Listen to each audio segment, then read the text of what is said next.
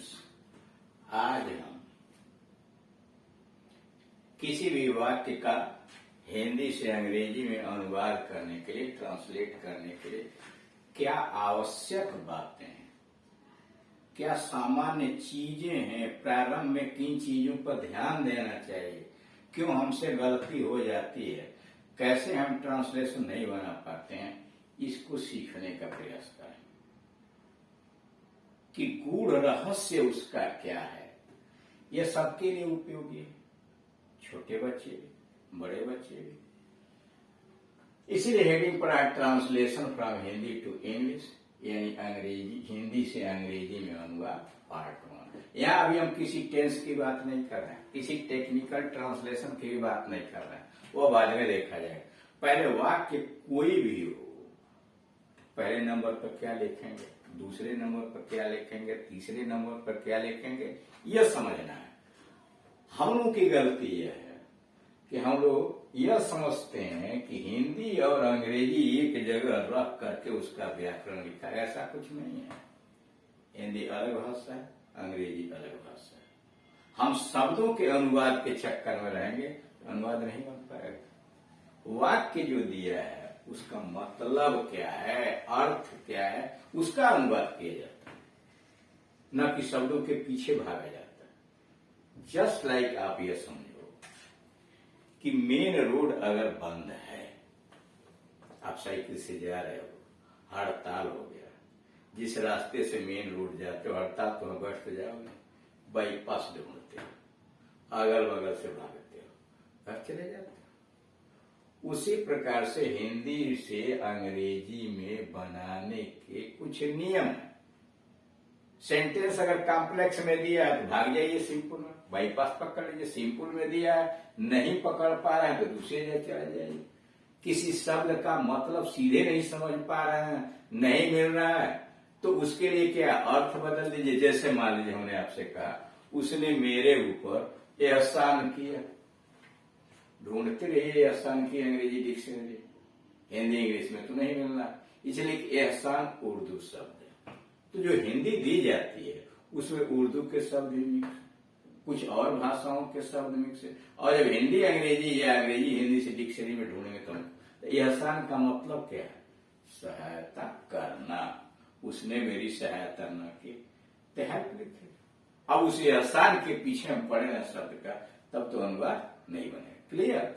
अब यहाँ हम मुख्य बातों पर आते हैं कि कोई वाक्य जब हिंदी में दिया रहता है तो उसमें करते क्या है।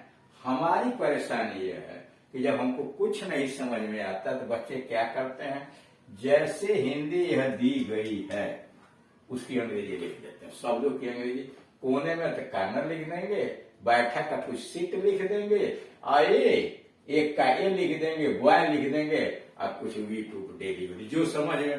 भाई उनका क्या दोष है। इसलिए कंस्ट्रक्शन क्या है, बनावट वाक्य की क्या होनी चाहिए, मुख्य मामला माटी का। आप जब तक बनावट नहीं समझेंगे वाक्य बनता कैसे है अंग्रेजी में, तब तक कुछ नहीं होगा। हिंदी का वाक्य बनाने में और अंग्रेजी के वाक्य बनाने में जमीन आसमान का अंतर है। हिंदी में आप कहीं ऐसे आपने लिखा, आज सवेरे यहां एक लड़का आया। एक चीज हिंदी में कन्फर्म होती है, क्रिया सबसे अंत में लिखी जाती है। आज सवेरे यहां एक लड़का आया। क्लियर।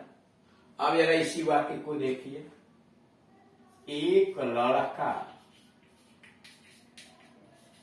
आज सवेरे यहां आया, यह भी वाक्य ठीक।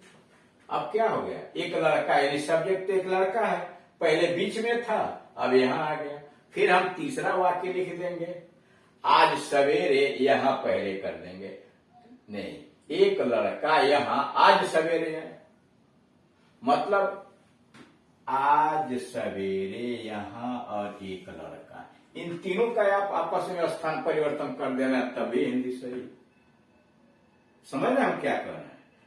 हम करते हैं, हम ट्रांसलेशन क्या बना देते हैं कि आज है तो टुडे लिखेंगे, सवेरे है तो मॉर्निंग वही लिख देंगे, यहाँ है तो हियर लिखा, एक लड़का कम कम कुछ लिख देंगे जो समझ में आएगा, नहीं समझ में तो क्या करेंगे?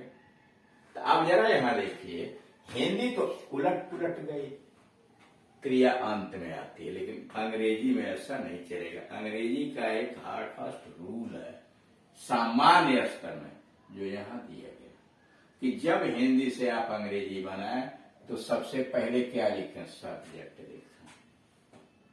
ये नहीं चलेगा कि आप पहले ही आज सवेरे लिख दिया, यानी एडवर्ब लिखना शुरू करें, ऐसा नहीं चलेगा। पहले सब्जेक्ट लिखिए, मतलब यह आई बात समझ में।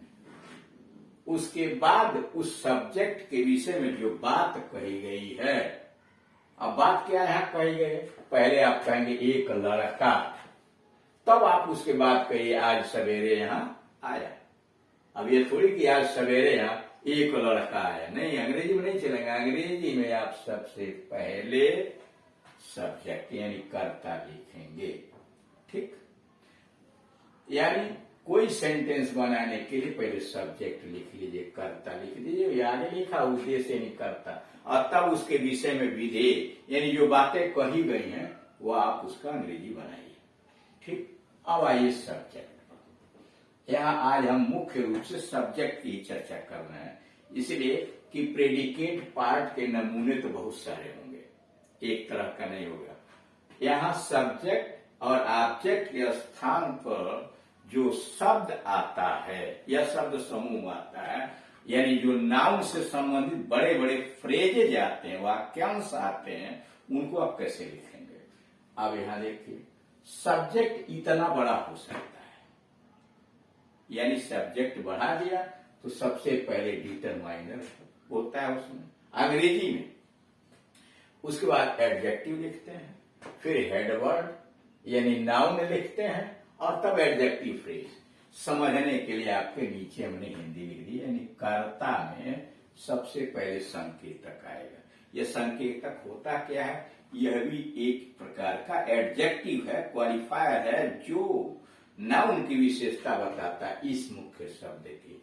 एडजेक्टिव विशेषण आप जानते हैं, यह भी इस मुख्य शब्द की विशेषता बताता है। मुख्य शब्द वह होता है जिसके बगैर वाक्य की संरचना नहीं होगी, वही मुख्य शब्द है, जिसके बगैर काम न चले। इस वाक्य से लड़का हटा दीजिए, बाकी शब्द को रहने दीजिए। आज सवेरे यहाँ एक आया, अरे एक क्या आया? लड़का लड़की कुछ तो आया ना, लड़का हटा दिया आपने, वाक्य कंप्लीट नहीं हुआ। लेकिन ये सब हटा दीजिए और लिख दिए लड़का आया, तब तो वाक्य हो गया ना। यानी वह शब्द जिसके बगैर वाक्य की संरचना पूर्ण नहीं होती, वह कहलाता है मुख्य शब्द। क्लियर? अब आइए, तो यानी सब्जेक्ट इतने तरह के, इतना बड़ा हो सकता है कि सबसे पहले डिटरमाइनर संकेतक लिखेंगे, एडजेक्टिव आएगा, विशेषण मुख्य शब्द, और एडजेक्टिव फ्रेज यानी विशेषण वाक्यांश। अब यह विशेषण वाक्यांश क्या होता है, जरा उसको समझ लीजिए।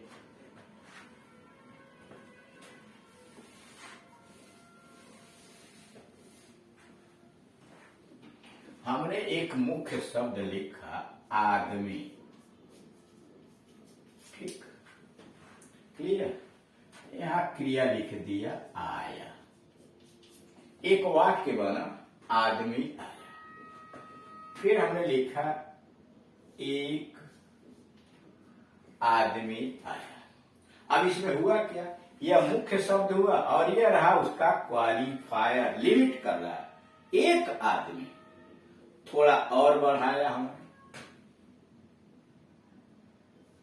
एक बुद्धिमान आदमी आया। क्लियर? देखिए बढ़ाया। अब क्या कहेंगे आप? यह मुख्य शब्द है, यह उसका विशेषण है, यह भी उसका विशेषण है। इसी को आप कहते हैं संकेतक, डिटरमाइनर। यह हुआ एडजेक्टिव, यह हुआ हेडवर्ड। अंग्रेजी लिखेंगे तो आप ऐसे लिखेंगे, an intelligent man, an intelligent, ठीक। आया तो फिर हो गया आपका translation, an intelligent man king. अब जरा देखिए एडजेक्टिव फ्रेज, इसी में हम बढ़ा रहे हैं। इस गांव का, ठीक। अब इस गांव का यहां लिखने के बजाय अब वहां लिखेंगे तो अर्थ नहीं बैठेगा। एक बुद्धिमान आदमी इस गांव का आया, काम तो चल जाएगा, लेकिन करते क्या है, अब इसको लिखने के लिए ऐसे लिखते हैं, यहां चला जाता है, हिंदी में ऐसे लिखते हैं इस गांव का। अब जरा इनकी पोजीशन देख लीजिए, पहले में आके बैठ गए, एडजेक्टिव फ्रेज हिंदी में आगे चला गया, तब संकेतक आया, तब हेड वर्ड आया, तब एडजेक्टिव आया, तब हेड वर्ड आया, उसके बाद क्रिया आई। अंग्रेजी में ऐसा नहीं चलेगा। यहां तो तक तो ठीक था, एक बुद्धिमान आदमी, एन इंटेलिजेंट मैन, कोई झगड़ा नहीं है हिंदी अंग्रेजी में। इस फ्रेज में झगड़ा है, ये जो तीन शब्द आए हैं इस गांव का, यही एडजेक्टिव फ्रेज है। एडजेक्टिव फ्रेज का मतलब शब्दों का वह समूह, एक से अधिक शब्द जो किसी नाउन या प्रोनाउन की विशेषता बतलाता है, उसको कहते हैं एडजेक्टिव फ्रेज। और उसका नियम यह है कि अंग्रेजी में वह उस शब्द के पीछे लगाया जाता है। तो अब इसकी अंग्रेजी आप यहां लिखेंगे, आप दिस भेड़, बस इतना ही अंतर है। डिटरमाइनर, एडजेक्टिव और हेडवर्ड, यह तो जैसे हिंदी में है वैसे, जैसे मान लीजिए कहना हो एक छोटा लड़का, ए लिटिल बॉय, ठीक, एक सफेद कमीज, ए व्हाइट शर्ट, इसमें कोई झगड़ा नहीं, जैसे हिंदी वैसे अंग्रेजी आप लिखना। हाँ, जब आ रहा है एडजेक्टिव फ्रेज, एक से अधिक शब्द, तो आगे चला जाता है, लेकिन अंग्रेजी में उसको पीछे, यानी पोजीशन, इस पोजीशन को समझ लीजिए कि जब भी आप बड़ा सा कोई नाउन लिखेंगे, जैसे यह नाउन फ्रेज बन गया, इस गांव का एक बुद्धिमान आदमी, एन इंटेलिजेंट मैन, आप दिस विलेज, इसको कहेंगे कि यह नाउन फ्रेज है, संज्ञा वाक्यांश है। क्लियर? अब देखिए, तो अब जब आप ट्रांसलेशन बनाएंगे तो सबसे पहले आप यही लिखेंगे, कर्ता की तलाश करेंगे। और कर्ता तलाश करने के बाद एक शब्द का है तो कोई झगड़ा नहीं है, कई शब्दों का तो क्रम यही होगा लिखने का। अब जाइए करते, कर्ता की तलाश कैसे करेंगे? कर्ता मिलेगा, आप मुख्य क्रिया में हो लगाकर, यानी कौन, किसने लगाकर प्रश्न कीजिए,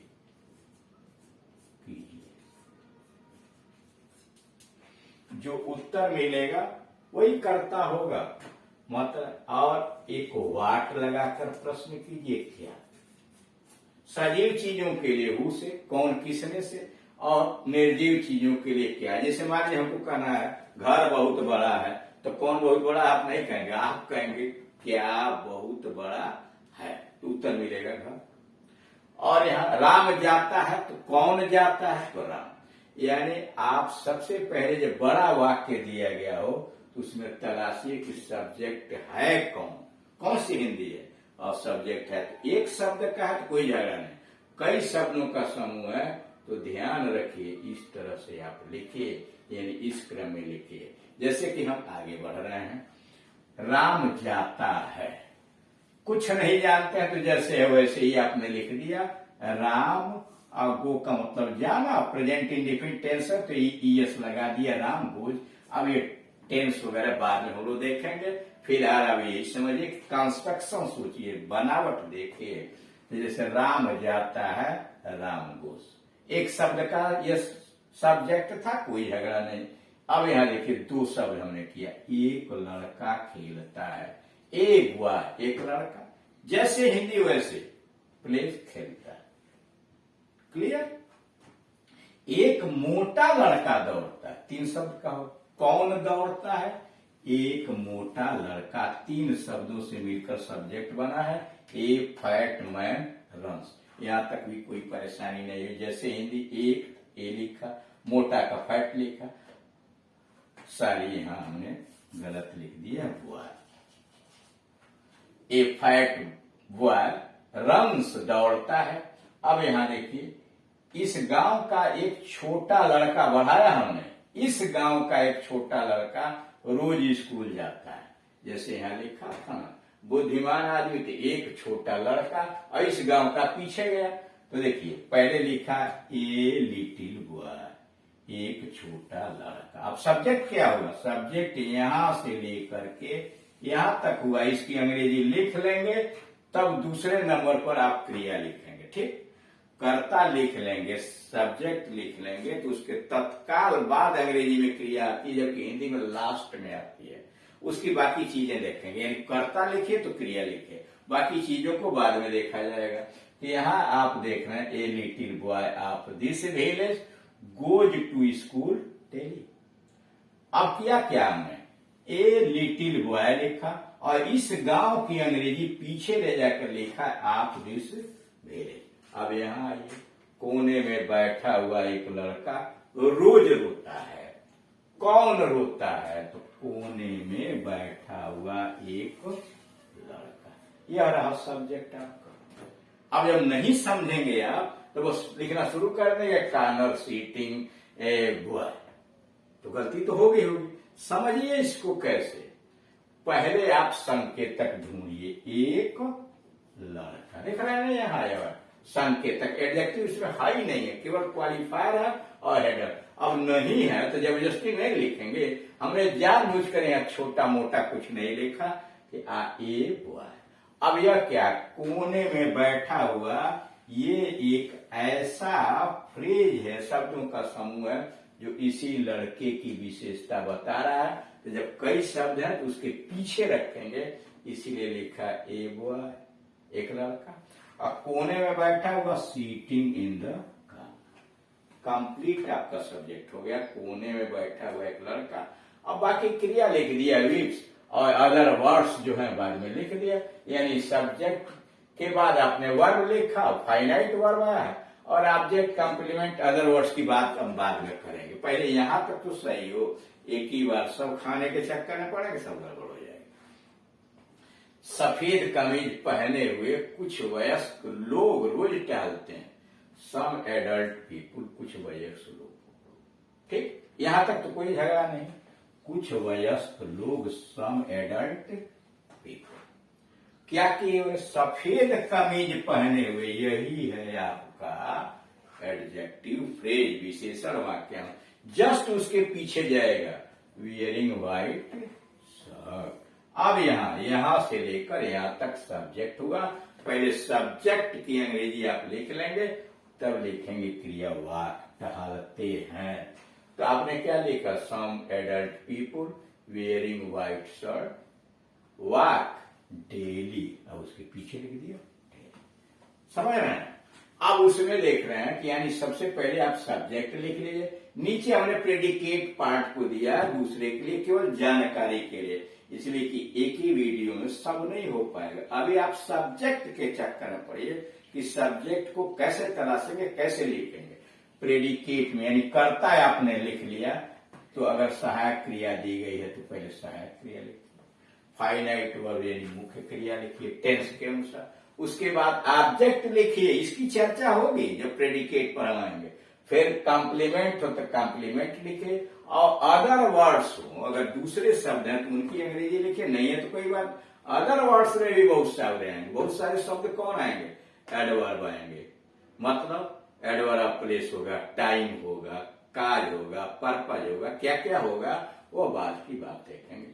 फिलहाल आप इसको समझने का प्रयास कीजिए कि कोई भी हिंदी से अंग्रेजी वाक्य बनाइए तो उसके बनावट पर ध्यान दीजिए, और बनावट आपकी है। ओके।